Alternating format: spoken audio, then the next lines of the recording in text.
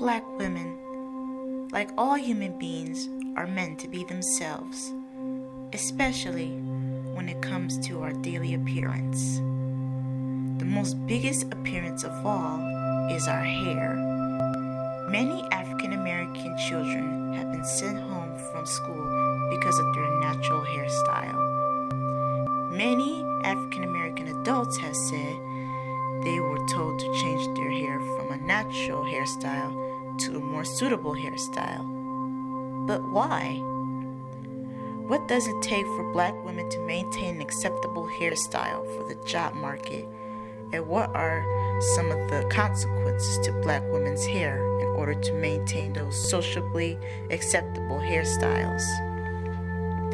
I have interviewed professional hairstylists who worked on African American hair, and they will share how this discrimination is damaging things that are done to Black women's hair in order to fit in American society.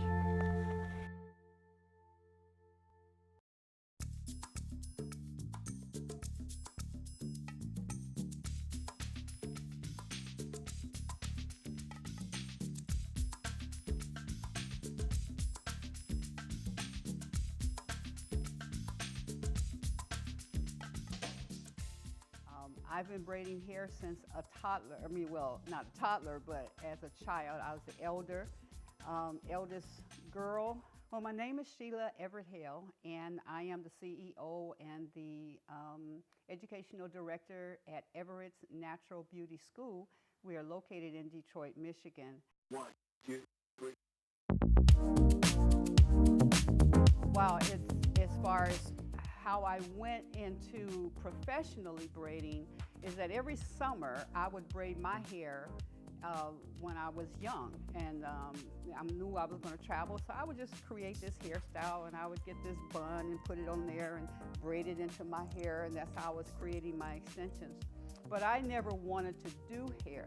I could do hair. We say I do hair, and very well, but I didn't want to be a hairstylist or and to be a braider back at that time was unheard of, for you to braid and make money doing it. You just did it because that's what you did at your house with your sisters and brothers. From that point, we had to deal with legislation to change the law from cosmetology so that they would not come in and shut us down. It was really a civil rights movement when I started braiding. I am known as a natural hair pioneer and have been acknowledged by my peers in the natural hair industry.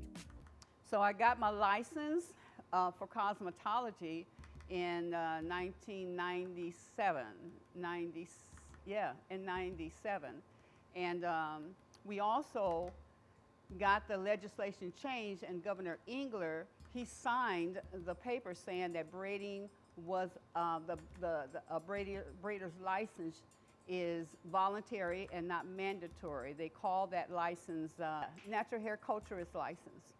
But it is voluntary, not mandatory, because it's our culture, it's ours, it's Black people. And so we just had a serious issue around having to pay someone else and having to be under the supervision of someone who don't know what we know. And so that was that took a little while to do that, but we did it successfully. In 97, Engler signed that law into.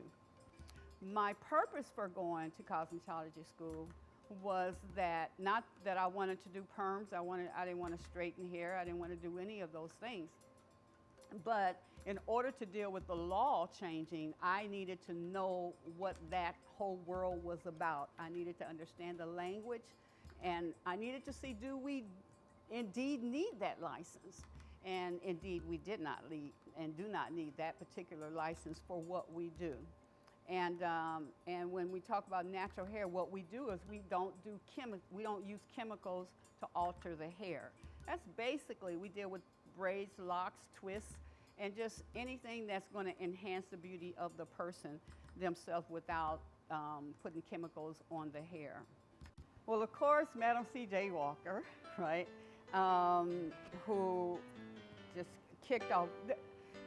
Madam C.J. Walker is known for, making millionaires and out of women and creating a lot of entrepreneurs through the use of hair products.